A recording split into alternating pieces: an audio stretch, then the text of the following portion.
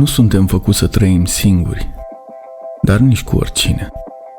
Destinul nostru nu reprezintă ceva fix, un drum ce poate fi urmat de când ne naștem și până murim, ci mai degrabă este rezultatul propriilor alegeri. Se spune că dacă îți asculți inima, vei ajunge acolo unde ți-e locul, dar oamenii nu mai decid de multă vreme cu inima, ci cu mintea. Astfel, după o serie de alegeri care nu ne reprezintă, ne trezim că nu ne regăsim în stilul de viață adoptat. Cea mai mare provocare a unei persoane rămâne însă întâlnirea perechii potrivite. Trebuie să știm că, în momentul în care hotărâm să trăim alături de cineva, în joc nu mai este doar destinul nostru, ci și al celuilalt, dar și al copiilor noștri. Da, oamenii pot influența destine. Bărbații, în general, sunt mai dezorganizați. De aceea, echilibrul unei relații este dat de femeie. Înțelepciunea femeii de lângă tine poate face ca lucrurile să fie mai simple și, implicit, viața mai ușoară. Femeia care dă sens vieții tale te va schimba. Vei deveni mai responsabil, mai echilibrat și mai motivat. Frumusețea unei femei este în ochii bărbatului care o iubește. Poate că pentru unii nu este cea mai frumoasă femeie din lume, dar pentru tine ea reprezintă întreaga lume. O femeie cu un suflet frumos se remarcă prin blândețe, grijă și atenție. Va observa atunci când ești trist și abătut și te va asigura de toată compasiunea ei. Este ca un răsărit de soare.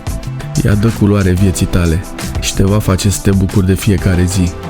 Cea mai frumoasă parte a zilei este atunci când vă beți cafea împreună. Te iubește, iar acesta este cel mai important lucru. Dacă te iubește din tot sufletul, ți se va dedica în întregime. Primește această dragoste a ei și prețuiește-o ca pe cel mai valoros lucru pe care îl ai. E sigur că iubești cu adevărat pe cineva atunci când nimeni altcineva nu ți se pare mai potrivit pentru tine. Doar atunci vei avea ochi doar pentru ea. Îți va spune cu sinceritate unde ai greșit, chiar dacă pe moment asta nu-ți va pica bine. Te va face să reflectezi mai bine unele decizii pe care ai de gând să le iei. În ciuda fragilității ei, ea ascunde cea mai frumoasă formă a feminității. Caracterul ei este puternic și știe ce vrea de la viață.